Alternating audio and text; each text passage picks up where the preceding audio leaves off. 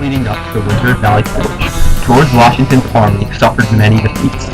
He moved his troops from South Jersey to the Philadelphia area to try and as a strategic move to try and cut off General Howe's forces.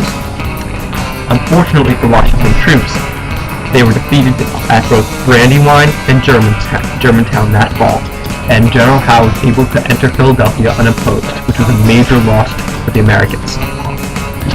That winter, Washington moved his troops to Valley Forge. Valley Forge was a strategic location because it had high ground and was easy to defend. Although it was cold, his troops entered in December on high spirits. Conditions at Valley Forge were not as bad as many have been led to believe. There were ample supplies and ample food, and although the supplies of food were not plentiful, the soldiers were not starving.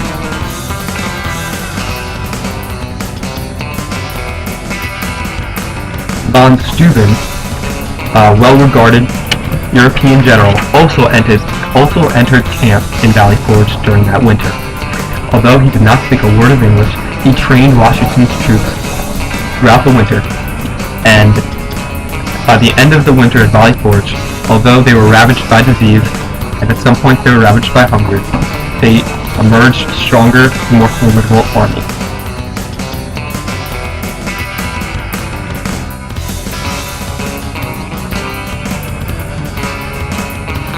Von Steuben, with his cold heart, trained our men well.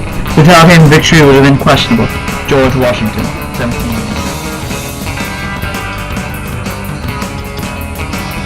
As soon as the Continental Congress declared independence, many members of the Congress began to stress the importance of a French alliance.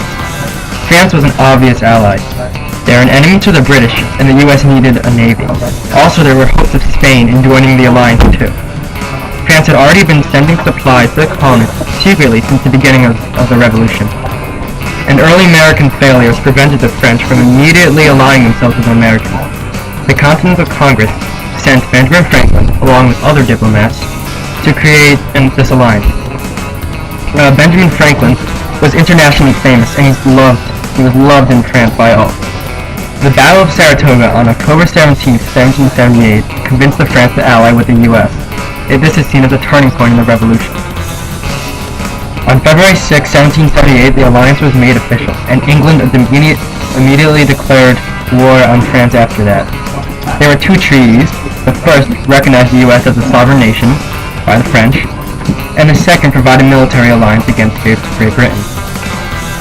The French fleet greatly helped Americans, especially in the siege of Yorktown in 1781, when Lord Cornwallis surrendered after he was surrounded by the French and Americans on all sides. This is seen as a turning point of the war, and answer that's something you know. Some say that without the French alliance, the U.S. would have been able to win the war. Also, modern depictions of the French show them as saviors and great helpers of the Americans.